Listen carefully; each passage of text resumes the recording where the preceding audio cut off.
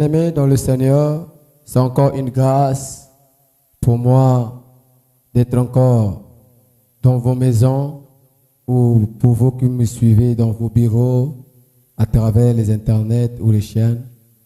Que le Seigneur vous bénisse encore à travers cette émission, l'impact de la parole.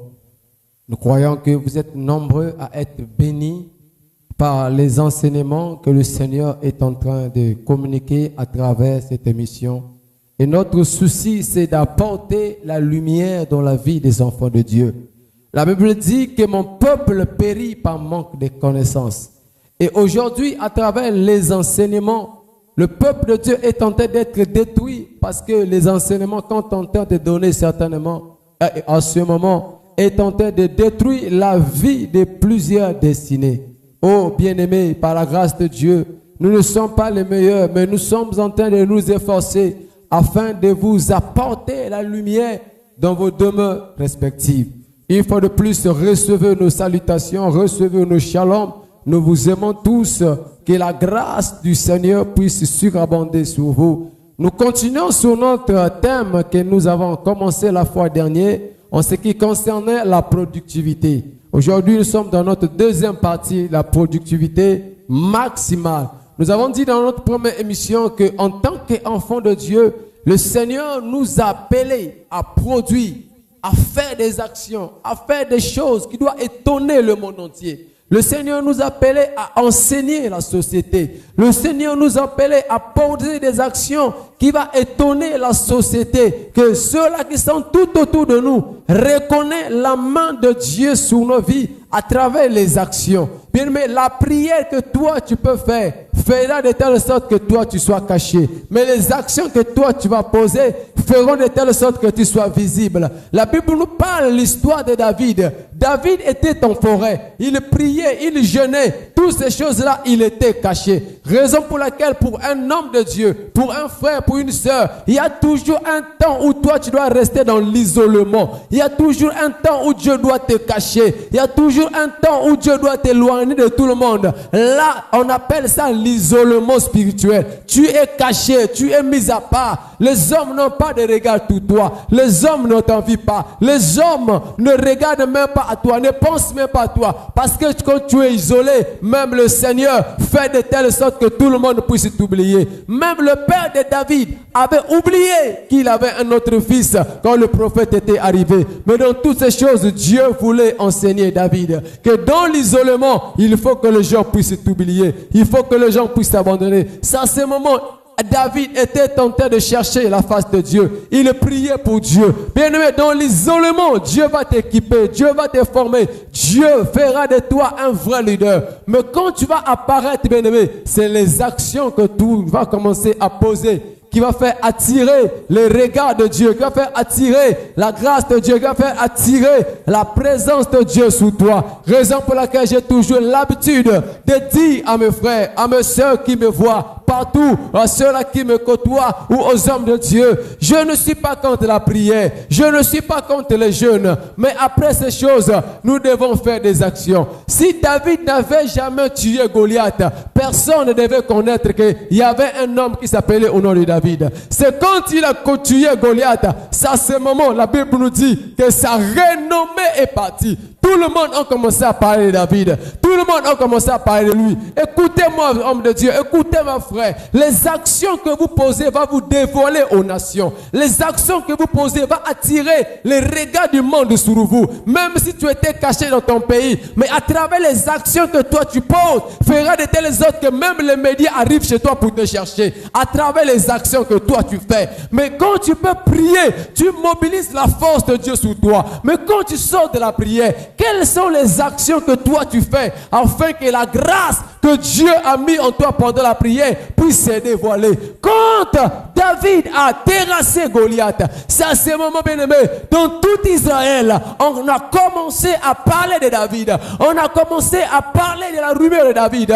Bien aimé, frères et sœurs, il est temps que vous posez des actions concrètes.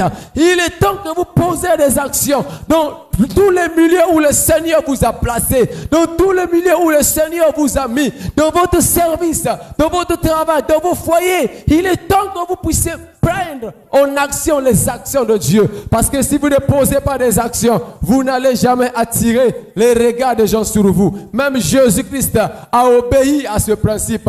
La Bible dit que quand il est arrivé sur la terre, personne ne le connaissait. Personne n'avait des regards sur lui. Personne ne pouvait dire que non, qui est cet homme? La Bible dit qu'il partait au temple comme tout le monde. Il partait prier comme tout le monde. Il partait, il lisait la parole de Dieu. Tout ce qu'on pouvait dire de lui quand il était un enfant, c'est qu'il était un bon lecteur. Il lisait correctement la Bible. Il lisait correctement la loi. Mais quand le temps fut arrivé, quand le temps de la manifestation fut arrivé, raison pour laquelle il y a toujours un temps où Dieu va te mettre caché, mais il y a toujours un autre temps de la manifestation. Il faut que le temps de la manifestation arrive dans ta vie. Raison pour laquelle je parle à tous ceux-là qui me suivent, partout où vous êtes, je déclare sur vos vies que le temps de la manifestation sur votre vie, dans votre foyer, dans votre travail, dans votre ministère, que là où les gens vous avaient caché, que là où les gens vous avaient mis à part, je déclare que votre ministère soit visible.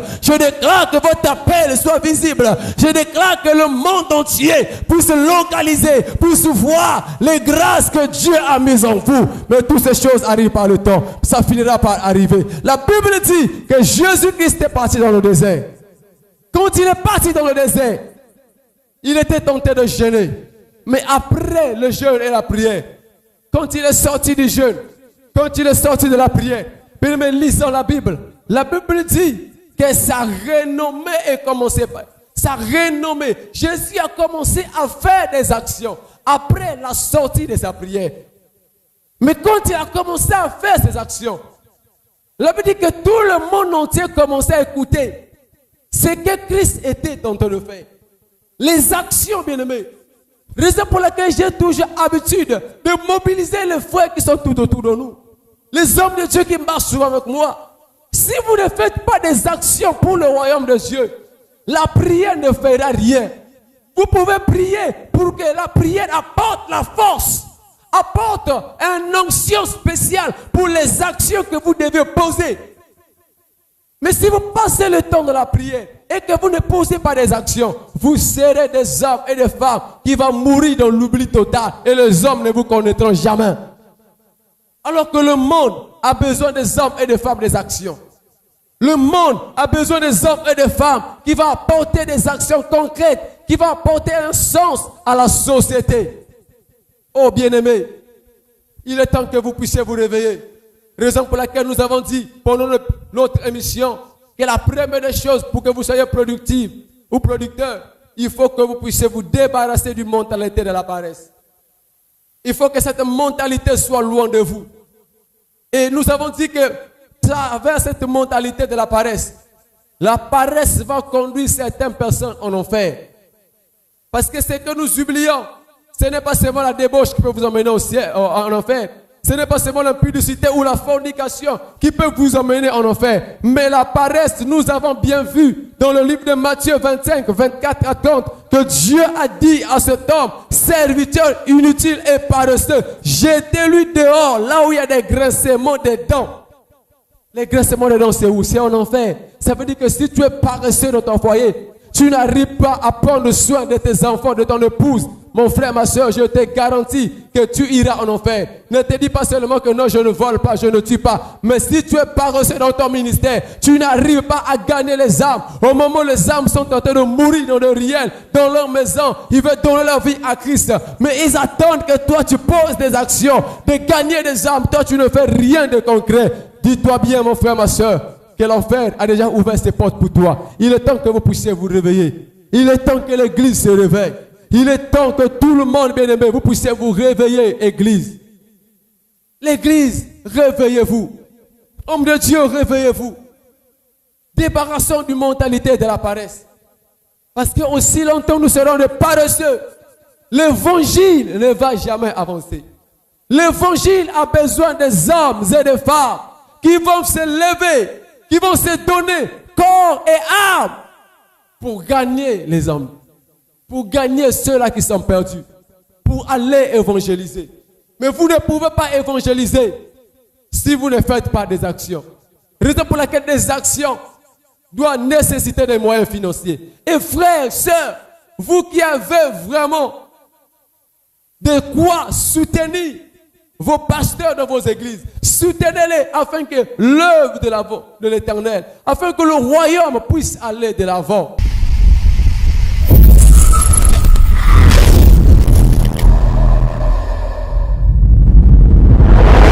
En ce jour, nous voulons encore de plus parler des caractéristiques de la paresse. Qu'est-ce qui caractérise la paresse? Vous devez comprendre qu'aujourd'hui, rien que quand vous voyez certaines personnes, il y a certains caractères, les caractéristiques de la paresse. La première des choses qui caractérise un homme ou une femme qui est paresseux, c'est qu'il aime toujours recevoir des choses de la facilité. Donc, les paresseux aiment la facilité. Les paresseux aiment la facilité. Ils aiment qu'on le partage. Ils aiment qu'on le donne. Ils aiment que tout tombe du ciel. À tout moment, il veut qu'on puisse seulement le donner. Lui, il ne donne jamais. Il ne partage jamais. Mais il veut seulement que tous les jours qu'on puisse le donner. Ça, c'est trop facile. Ça, c'est trop bas. Il faut que vous puissiez sortir de ces choses. Si vous voulez que le Seigneur puisse vous bénir, raison pour laquelle vous allez voir dans le livre d'Exode, livre d'Exode 16, à partir du verset 1 jusqu'au verset 13, la Bible nous parle de l'histoire des enfants d'Israël. Quand Dieu avait décidé de le visiter, Dieu avait décidé de le voir. La Bible dit qu'ils étaient tentés de pleurer. Ils étaient tentés de se lamenter, à dire à Moïse, tu nous as fait sortir de l'Égypte, où on mangeait correctement, on mangeait de la viande. Du moment où même dans l'Égypte, ils n'avaient jamais accès à la viande. Raison pour laquelle les paresseux aiment toujours avoir le mensonge dans leur bouche. À Israël, quand ils étaient en Égypte, ils n'ont jamais mangé la viande, parce qu'ils étaient des esclaves. Comment se fait-il qu'en tant que les esclaves, vous puissiez manger la viande? Ça veut dire que c'était la fausseté. Mais Dieu, par sa grâce, quand ils étaient dans le désert, ils ont eu la manne qui tombait nuit et jour. La manne était là. La manne était en train de descendre. Chaque jour, Dieu avait dit que vous allez recevoir une portion de la manne qui va être donnée à vous et vous mangerez chaque jour. Mais qu'est-ce que nous constatons? Nous constatons que cela était devenu leur vie du quotidien. Si aujourd'hui vous commencez à donner un enfant, tous les jours vous donnez l'argent, au lieu de lui donner un travail, cet homme ou ce frère sera esclave. Il va vous suivre nuit et jour. Pourquoi? Montrez le frère comment gagner l'argent. Montrez le frère comment investir. Montrez le frère ce qu'il faut faire afin de recevoir quelque chose. Je n'aime pas toujours à tout moment donner quelque chose aux paresseux parce qu'ils ne font rien. Donnez des choses à ceux-là qui font quelque chose. Il est temps que nous puissions sortir de ces choses. On a maintenant des mendiants dans la parole de Dieu. On a même des pasteurs mendiants dans la parole de Dieu. Non, sœur, je vois, Dieu va te bénir. Je vois ceci. Toutes ces choses, il est en train de le dire. Parce qu'il est en train de convoiter les 10 000 qui est dans la poche de le frère. Et c'est malheureux. Comment un prédicateur peut se rabaisser bas à cause d'un bien de 10 000? Vous êtes en train de faire honte à Dieu. Vous êtes en train de faire honte à l'évangile. Nous voulons tout recevoir facilement. Alors que nous oublions que toute chose a un prix à payer. Vous ne pouvez jamais arriver au sommet. Vous ne pouvez jamais aller de l'avant si vous ne payez pas un prix. Et raison pour laquelle quand ils ont commencé à marcher. Ils ont commencé à marcher avec le Seigneur. Dieu s'est dit, vous devez maintenant avoir une expérience personnelle avec moi. Dieu a fait quoi? Dieu a arrêté la manne. Dieu a arrêté les écailles. Dieu a tout arrêté de ce qu'eux recevaient gratuitement. Quand le peuple Israël est rentré à Canaan, Dieu a arrêté. Pourquoi? Parce que là, c'était plus la facilité. Là, ils devaient maintenant travailler pour leur survie. Ils devaient travailler pour bénéficier de quelque chose. Ils devaient travailler pour bénéficier de quoi ils devaient nourrir leur foyer, de quoi ils devaient nourrir leurs enfants. Mais si vous ne faites rien, Oh bien-aimé, vous allez voir que même Dieu va commencer à vous regarder. Vous allez dire que Dieu m'a abandonné, Dieu m'a oublié, Dieu m'a rejeté. Dieu ne t'a pas abandonné, mais c'est toi qui aimes toutes les choses faciles. Dieu n'est pas un Dieu de la facilité, non. Dieu est un Dieu qui travaille. Dieu est un Dieu de dur labeur. Aujourd'hui, nous n'avons pas de chrétiens qui payent le prix. Nous n'avons pas de chrétiens ou des hommes de Dieu qui payent le prix. On veut que tout tombe du ciel, mais tout ne tombera pas du ciel, bien-aimé. Tout ne tombera pas du ciel. C'est vrai que nous sommes montants de la grâce, mais la grâce ne veut pas dire que tout chose sera facile, non. La grâce arrive sur la vie d'une personne qui travaille. La grâce arrive sur la vie d'une personne qui fait quelque chose. La grâce arrive sur la vie d'une personne qui exerce. Quand je fais quelque chose avec mes mains, et Dieu me bénit, et Dieu arrose cela par la grâce qui est sur ma vie. Il ouvre les portes à gauche, il ouvre les portes à droite, les portes qui étaient fermées, les portes que les hommes avaient bloquées. Mais parce que je fais quelque chose, et la grâce de Dieu m'accompagne, les portes commencent à s'ouvrir, les portes commencent à s'ouvrir. Je déclare sur ta vie que toutes les portes qui étaient fermées dans ton foyer, dans ton voyage, dans tes finances, je déclare que ces portes s'ouvrent. Je déclare que ces portes s'ouvrent. Que toutes les chaînes qu'on avait mises sur tes dossiers, que cela soit brisé par le nom puissant de Jésus-Christ. Refusez la facilité. Refusez la facilité. Aujourd'hui, il y a des frères qui sont derrière des pasteurs parce qu'ils veulent que les choses soient faciles. Certains, quand ils voient que le pasteur le donne, disent non, moi, je vais aller bâtir. Dieu m'a appelé. Dieu ne t'a pas appelé parce que tu vois comment est-ce que ton père est en train de recevoir quelque chose. Et tu veux aussi aller bâtir que non, Dieu m'a appelé. Est-ce que Dieu t'a réellement parlé? Quel est le message que Dieu t'a donné? Aujourd'hui, il y a la confusion dans le corps de Christ. Parce que nous voulons qu'on puisse se faire voir. Nous voulons que tout, qu'on puisse nous donner, qu'on puisse nous partager. Et c'est ça la mentalité des paresseux. Les caractéristiques des paresseux. Il veut tout bénéficier facilement. Il veut tout avoir facilement. Mais bien aimé, tout ce que tu vas bénéficier facilement va t'emmener en enfer. Je veux dire à une sœur qui me suit à la télévision, cet homme qui te paie des parcelles gratuites, cet homme qui te donne des téléphones gratuits, cet homme qui te paie des véhicules gratuits, alors que tu sais que c'est un homme marié, je te dis que ça c'est l'enfer gratuit que tu es en train de payer. Il est temps que tu te répandes. Il est temps que tu donnes ta vie à Dieu. Toi qui passes tout ton temps à prendre de l'argent de poche des hommes mariés, il est temps que tu te répands.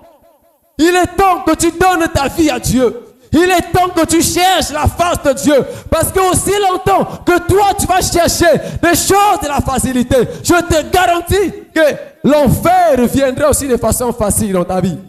Le téléphone gratuit qu'on te donne, c'est aussi une grossesse gratuite qu'on te donne. Alors il est temps que vous puissiez vous ressaisir, peuple de Dieu. Il est temps que vous puissiez vous ressaisir, enfant de Dieu. Il n'y a rien de gratuit sur la terre. Il n'y a rien de gratuit. Alors si vous ne voulez pas de cet homme, ne prenez pas ce qui est à lui. Mais si vous le voulez, alors faites très attention. Parce que vous ne pouvez pas prendre quelque chose de quelqu'un et lui dire que non, je ne l'aime pas. Et toute chose qui pourra faire sur votre vie, cela va vous atteindre. Parce que la Bible est claire. Une malédiction sans cause n'a pas d'effet. Mais vous qui prenez l'argent de tout, vous qui volez les hommes de tout, vous qui passez le temps à prendre l'argent des mamans, je parle à toi, frère. Toi qui passes le temps à courir derrière les femmes qui ont l'âge de ta mère, tu es en train de chercher la malédiction. Et tu dirais que les sorciers de ma famille m'ont bloqué. Non, ce n'est pas les sorciers de ta famille, mais c'est toi-même qui as bloqué ta vie à cause de la facilité. N'aimez pas les choses faciles.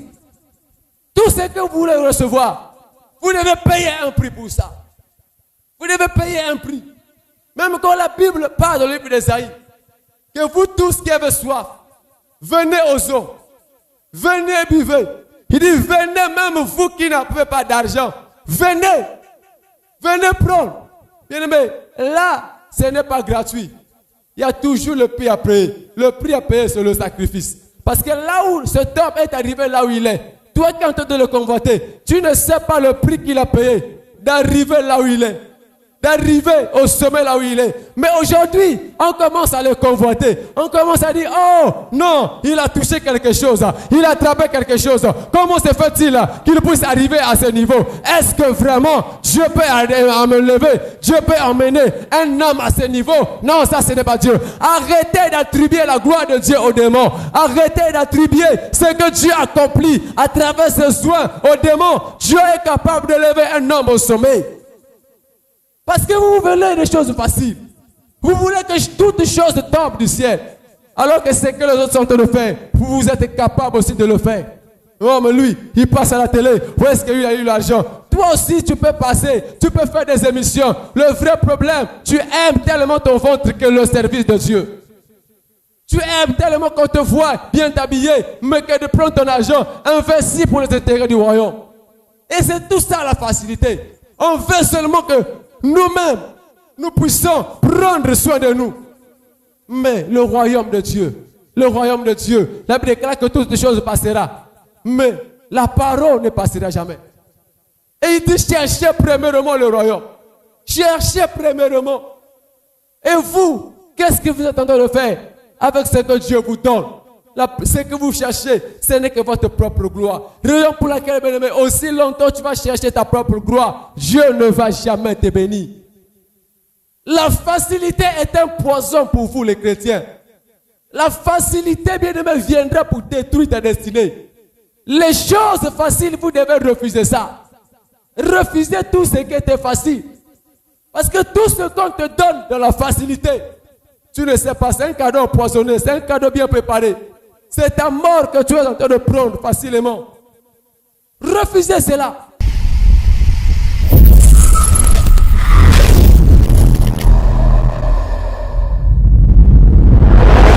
Refusez toute mentalité de la paresse. Refusez ce qui est gratuit. Refusez tout ce qu'on peut vous donner, bien-aimé. Et ayez de la valeur sur votre gestion de temps. Ayez de la valeur. Ne laissez pas les hommes vous faire manipuler par tout ce qui n'accorde pas de l'importance. Aujourd'hui, vous allez voir un homme de Dieu. Au lieu de préparer correctement ses enseignements, il passe tout son temps à voir des novellas, à voir des séries, à voir tout ce qui ne peut pas donner l'inspiration.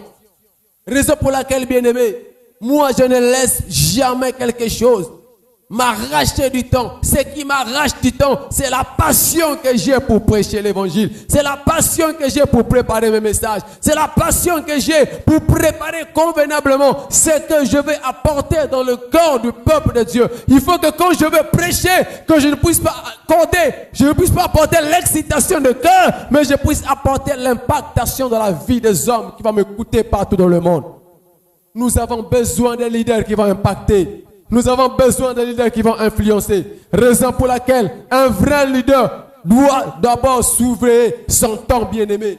La gestion du temps est très importante. Raison pour laquelle les paresseux, ils aiment toujours oublier leur temps. Ils aiment toujours faire passer leur temps dans les choses qui ne leur donnent rien du tout. Il est temps, ma soeur, toi qui passes le temps dans des commémorages, toi qui passes le temps à critiquer, à dire ce que les autres font, toi, Dieu t'a appelé à faire des choses pour l'avancement du royaume de Dieu. Pasteur, apôtre, révérend, peu importe le titre que tu portes, si tu ne prends pas le temps de bien préparer tes enseignements, alors tu ne pourras jamais attirer l'attention des hommes qui sont tout autour de toi, ou de tes fils qui sont autour de toi, ou des gens qui sont dans la ville par rapport au message que toi tu es en train de donner. Raison pour laquelle les paresseux, ils aiment toujours passer leur temps dans des choses qui n'accordent même pas de bénéfices. Autre caractéristique du paresseux, c'est que les paresseux passent tout leur temps à dormir toute la journée. Vous allez voir un homme qui dort à 20h et il se réveille le lendemain à 10h. Une femme au foyer qui dort à 20h, qui se réveille à 22h, ou se réveille parfois le lendemain à 11h ou à 8h. Cette femme est en train de détruire son foyer, elle ne bâtit pas son foyer. Car la Bible est claire que la femme vertueuse, est celle qui bâtit sa maison. Mais on ne bâtit pas dans le sommeil. On ne bâtit pas dans la fatigue. On ne bâtit pas tout en dormant toute la journée. Non, non, non, non, non, non. Oui, bien-aimés, réveillez-vous de votre sommeil. Réveillez-vous de là où vous êtes tombé. Le sommeil peut être aussi le péché, là où vous êtes tombé. Maintenant, demandez la grâce de Dieu. Que Dieu vienne vous révéler. Que Dieu vienne vous relever. De là où vous êtes tombé. De là où vous êtes vraiment dans la lourdeur totale, que la grâce de Dieu puisse vous aider. Et je viens déclarer sur vos vies que tout esprit de sommeil libère vos vies maintenant. Que tout esprit de fatigue sort de vos vies. Et que l'esprit de la force, que la grâce qui est sur ma vie, que cela soit maintenant sur vous. Partout où vous m'écoutez, recevez cette grâce au nom puissant de Jésus-Christ. La Bible est claire dans le livre de Proverbes. Proverbe 26, verset 14. La Bible dit ceci, bien-aimés. Voyons que Dieu est vraiment un Dieu qui aime nous instruire à travers les Écritures. Écoutez ce que la Bible dit. Il en va de même avec la sagesse. Tu dois le savoir. Si tu la possèdes, tu auras un avenir et ton attendant ne sera pas dessus. Alléluia. Dieu est en train de nous avertir. Et quand je monte, à partir du verset 13, la Bible dit, mon enfant, mange du miel parce que c'est bon pour toi. Il sera doux dans ta bouche. Il sera doux dans ta bouche. Il est temps, bien-aimé, que vous puissiez vous réveiller. Il est temps que l'Église se réveille. Il est temps que vous puissiez vraiment voir que Dieu vous aime. Qu'est-ce qu'il dit encore? Dans le livre de Proverbes 26 toujours, il dit ceci, bien-aimé. La porte tourne sur son lion. Le paresseux se retourne sur son lit. La porte, de la même manière que la porte est en train de tourner. Il dit le paresseux aussi est en train de tourner sur son lit. Est en train de tourner sur le lit. Au moment où tout le monde se sent déjà réveillé. Tout le monde sont allés partir faire leur occupation. Tout le monde sont partis au boulot. Tout le monde sont partis pour aller faire le bien. Mais toi, tu passes ton temps à rouler sous le lit. Bien-aimé, laisse-moi te dire que tout le temps que tu passes tourner sous le lit, ce temps, tu finiras par le regretter un jour. Parce que le temps perdu ne va jamais être rattrapé. Quel que soit les dégâts de ta prière ou des jeûnes que toi tu vas faire, ce temps finira par te rattraper et tu vas te retrouver vieille. La grâce de Dieu ne sera plus là pour t'apporter. La grâce de Dieu ne sera plus là pour t'accompagner. Toutes ces choses, bien-aimés, ce ne sera pas les sorciers de ta famille. Ce ne sera pas les sorciers de ton quartier. Mais c'est toi-même qui va museler, qui va bloquer ta destinée, mon frère, ma soeur. De la même manière, la porte est en train de tourner. Le paresseux tourne sous son lit. Vous allez regarder des frères, des sœurs, même des hommes de Dieu, qui sont devenus des paresseux, qui passent tout leur temps à dormir. Qui passent tout leur temps à dormir. Oh, je me souviens à ce moment. Quand le Seigneur m'appelait dans le ministère, je n'avais même plus sommeil. Si je dors, c'est à partir peut-être de 1 heure, 2 heures. Et je me réveille toujours à 6 heures ou à 5 heures. Bien aimé, la vie d'un vrai leader, c'est quand il se concentre dans la chose que Dieu lui a appelée, dans son mandat. Quel est le temps que vous investissez dans votre appel? Aujourd'hui, on parle d'un leader. Un leader qui vit comme tout le monde.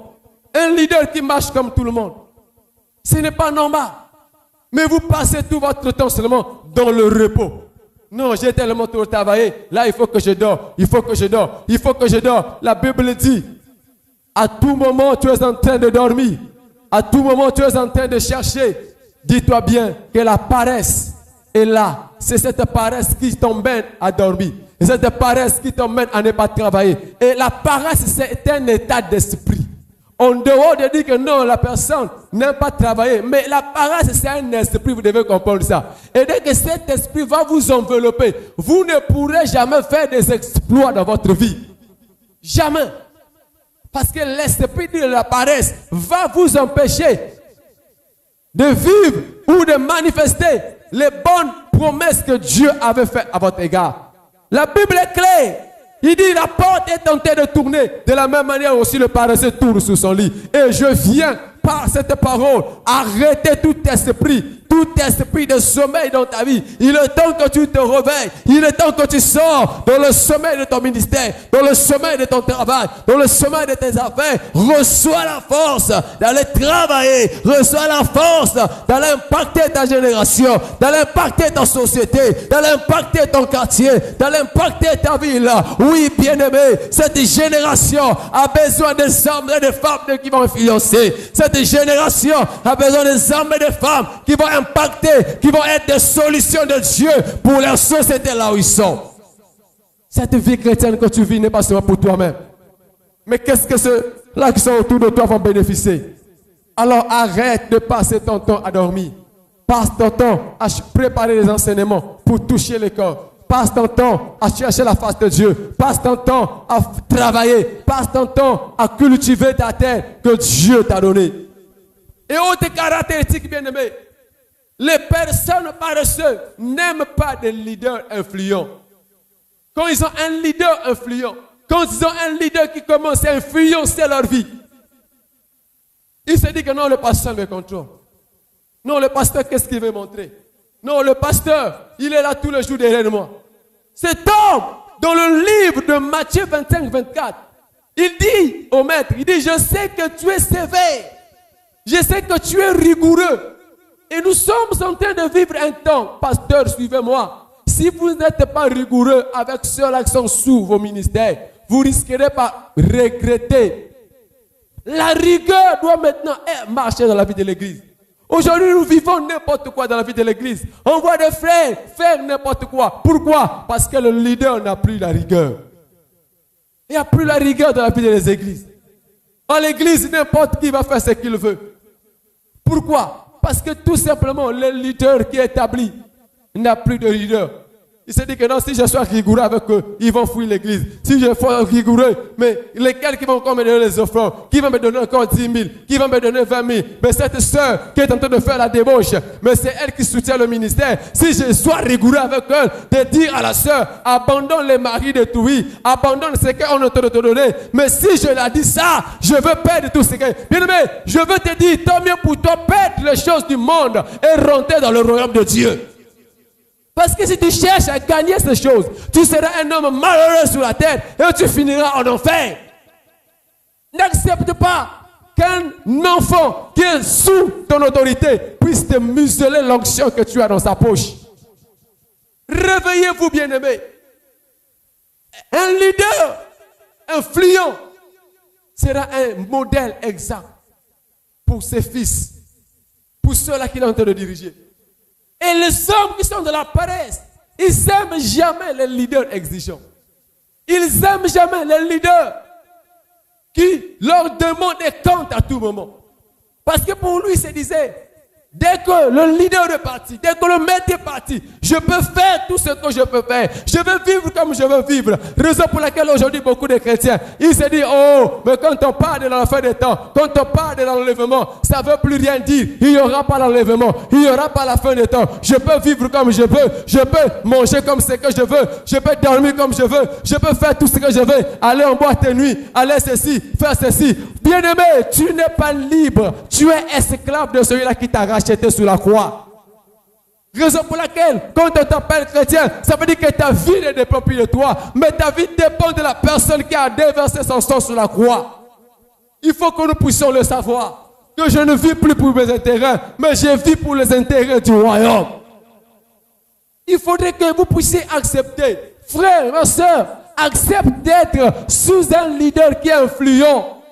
Accepte qu'un leader qui a de la rigueur puisse diriger ta vie. Parce que si tu es dans une église où le leader n'a pas de rigueur, tu finiras ta vie en enfer. Où le leader autorise tout ce que vous pouvez faire. J'ai vu une église où le leader a dit, l'essentiel pour vous, c'est de naître de nouveau. Si vous êtes né de nouveau, vous pouvez avoir des copines, vous pouvez faire tout ce que vous pouvez faire. Et ce genre de choses, on les dit sous la chair. Bien aimé, quelle abomination. Où va l'église? Et le leader dit même, il dit vous pouvez boire, vous vivez tel que vous voulez. La Bible n'a pas interdit l'alcool. Il a même dit à Timothée, prends un peu de vin pour ton bas d'estomac. Vous êtes le Timothée. Bien aimé, faites très attention. Sinon vous allez aller en enfer. À cause des faux enseignements qu'on est en train de vous donner. Il veut son argent. Il veut s'enrichir. Il connaît lui-même qu'il va aller en enfer. Raison pour laquelle il a besoin des adeptes. Il a besoin de gens qui vont l'accompagner. Fuyez un leader qui n'est pas exigeant dans son ministère. Aujourd'hui, on a des églises qui autorisent n'importe quoi. Nous devons être des églises qui doivent avoir vraiment Christ pour modèle. Mais aujourd'hui, certaines personnes, ils fouillent ces leaders parce qu'ils sont exigeants. Et je veux dire à ces gens de leaders, même s'ils vous fouillent, c'est là que Dieu a prédestiné, c'est là que Dieu a appelé pour votre ministère, ne vous fuiront jamais parce que vous êtes exigeants. Mais ils se diront, si il est très exigeant sur nous, c'est afin de garantir notre destinée, c'est afin de garantir notre avenir. S'il nous autorise à faire n'importe quoi, alors on risquera notre vie peut-être en enfer.